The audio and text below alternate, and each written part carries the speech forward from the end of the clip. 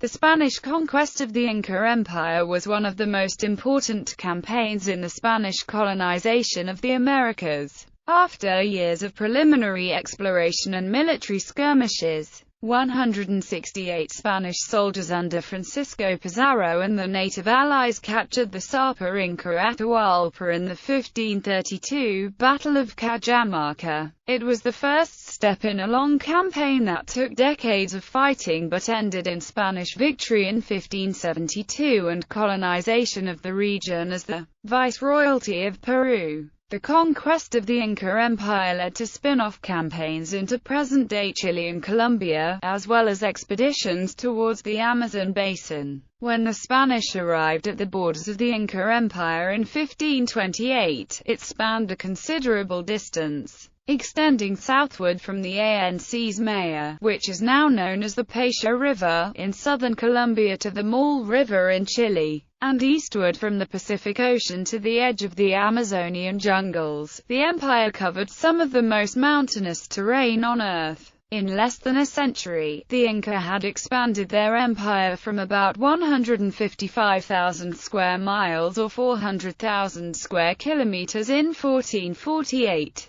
to 690,000 square miles or 1,800,000 square kilometers in 1528, just before the arrival of the Spaniards. This vast area of land varied greatly in cultures and in climate. Because of the diverse cultures and geography, the Inca allowed many areas of the empire to be governed under the control of local leaders, who were watched and monitored by Inca officials. However, under the administrative mechanisms established by the Inca, all parts of the empire answered to, and were ultimately under the direct control of the emperor. Scholars estimate that the population of the Inca Empire numbered more than 16 million. Some scholars, such as Jared Diamond, believed that while the Spanish conquest was undoubtedly the proximate cause of the collapse of the Inca Empire, it may very well have been past its peak and already in the process of decline. In 1528, Emperor Huayna Capac ruled the Inca Empire. He could trace his lineage back to a stranger king named Manco Capac, the mythical founder of the Inca clan, who according to tradition emerged from a cave in a region called Paccaritambo. Huayna Capac was the son of the previous ruler, Tupac Inca, and the grandson of Pachacuta, the emperor who had begun the dramatic expansion by conquest of the Inca Empire from its base in the area around Cuzco. On his accession to the throne, Huayna Capac had continued the policy of expansion by conquest, taking Inca armies north into what is today Ecuador. While he had to put down a number of rebellions during his reign, by the time of his death, his legitimacy was as unquestioned as was the primacy of Inca power. Expansion had resulted in its own problems. However, many parts of the empire maintained distinctive cultures, and these were at best restive participants in the imperial project. The large extent of the empire, the extremely difficult terrain of much of it, and the fact that all communication and travel had to take place on foot or by boat, seems to have caused increasing difficulty in the Incas' effective administration of the empire. Huayna Capac relied on his sons to support his reign. While he had many legitimate and illegitimate children, two sons are historically important. Prince Tupac Atahualpa, also known as Huascar, was the son of Coyamamarahuaclo of the royal line. The second was Atahualpa, an illegitimate son who was likely born of a daughter of the last independent king of Quichu, one of the states conquered by Huayna Capac during the expansion of the Inca Empire. These two sons would play pivotal roles in the final years of the Inca Empire. The Spanish conquistador Pizarro and his men were greatly aided in their enterprise by invading when the Inca Empire was in the midst of a war of succession between the princes Huascar and Atahualpa. Atahualpa seems to have spent more time with Huayna Capac during the years when he was in the north with the army conquering Ecuador. Atahualpa was thus closer to, and had better relations with the army and its leading generals. When both Huayna Capac and his eldest son and designated heir, Ninanque died suddenly in 1528 from what was probably smallpox, a disease introduced by the Spaniards into the Americas as they conquered Mexico, the question of who would succeed as emperor was thrown open. Huayna had died before he could nominate the new heir. At the time of Huayna Capac's death, Huáscar was in the capital Cuzco, while Atahualpa was in Quito with the main body of the Inca army. Huáscar had himself proclaimed Sapa Inca in Cuzco, but the army declared its loyalty to Atahualpa. The resulting dispute led to the Inca Civil War. Chronology of events through the last years of the Inca Empire. 1526 to 1529, Francisco Pizarro and Diego de Almagro make first contact with Inca Empire at Tumbes, the northernmost Inca stronghold along the coast. c. 1528, the Inca Emperor Huayna Capac dies from European-introduced smallpox. Death sets off a civil war between his sons, Atahualpa and Huáscar. 1528 to 1529, Pizarro returns to Spain where he is granted by the Queen of Spain the license to conquer Peru. 1531 to 1532, Pizarro's third voyage to Peru, Atahualpa captured by Spaniards.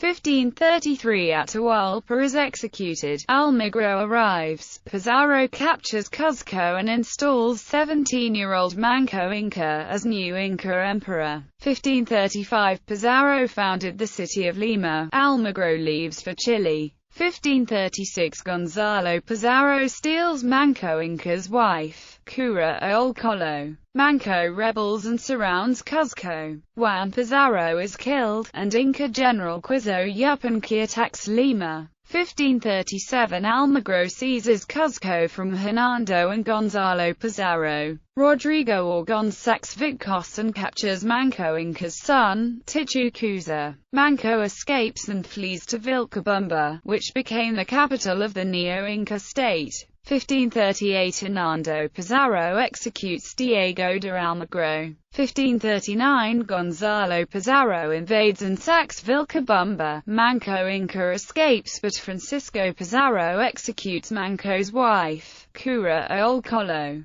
1541, Francisco Pizarro is murdered by Diego de Almagro II and other supporters of Almagro. 1544, Manco Inca is murdered by supporters of Diego de Almagro. The Inca do not stop their revolt. 1572, Viceroy of Peru, Francisco Toledo, declares war on the Neo-Inca state. Vilcabamba is sacked and Tupac Amaru, the last Inca emperor, is captured and executed in Cuzco. The Inca capital of Vilcabamba is abandoned. The Spaniards remove inhabitants and relocate them to the newly established Christian town of San Francisco de la Victoria de Vilcabamba. Beginning of the conflict. The civil war between Atahualpa and Huáscar weakened the empire immediately prior to its struggle with the Spanish. Historians are unsure of whether a united Inca Empire could have defeated the Spanish in the long term due to factors such as the high mortality from disease and its related social disruption, and the superior military technology of the Spaniards, who possessed horses, metal armor, swords, cannons, and primitive but effective firearms.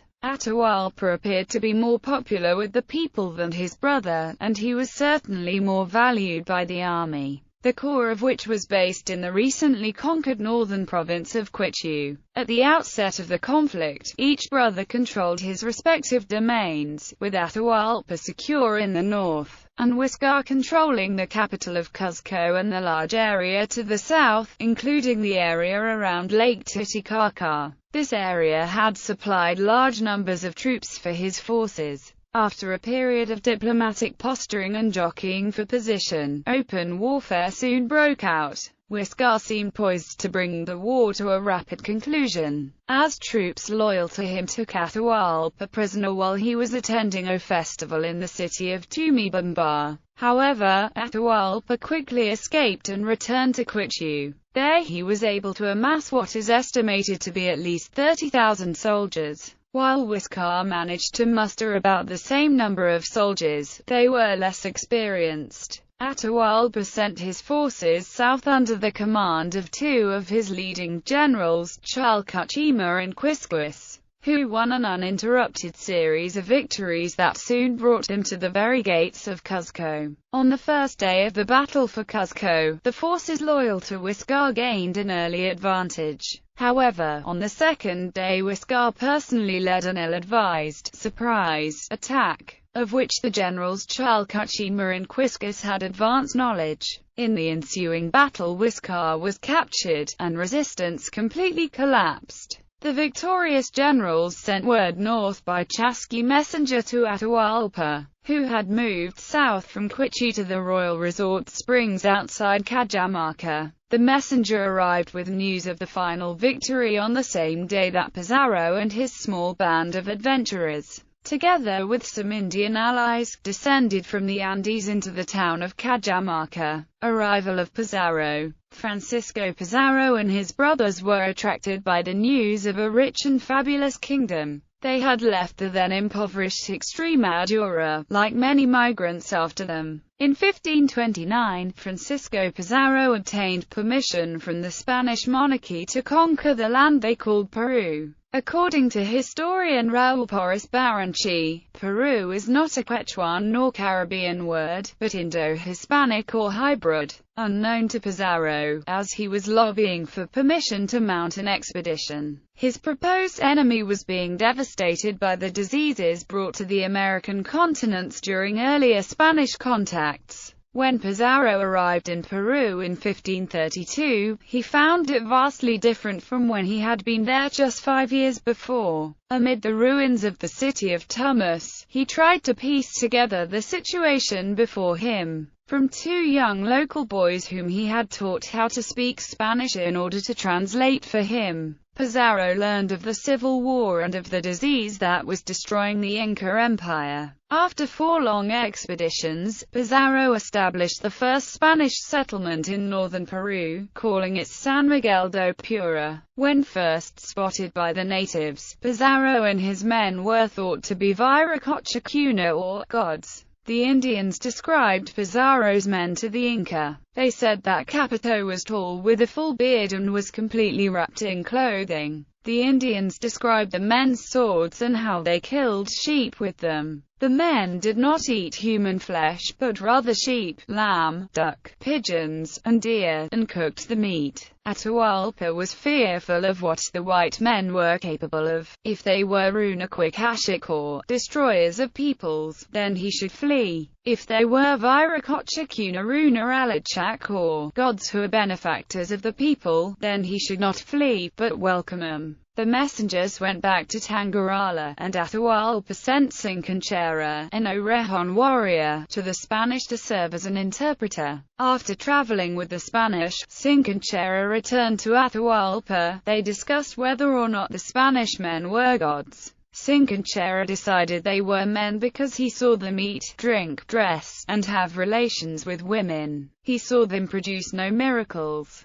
Cincanchera informed Atahualpa that they were small in number, about 170 to 180 men, and had bound the Indian captives with iron ropes. When Atahualpa asked what to do about the strangers, Cincanchera said that they should be killed because they were evil thieves who took whatever they wanted, and were supicuna or devils. He recommended trapping the men inside of their sleeping quarters and burning them to death. At this point, Pizarro had 168 men under his command, 106 on foot and 62 on horses. Pizarro sent his captain Hernando de Soto to invite Atahualpa to a meeting. Soto rode to meet Atahualpa on his horse, an animal that Atahualpa had never seen before, with one of his young interpreters. Soto read a prepared speech to Atahualpa telling him that they had come as servants of God to teach them the truth about God's word.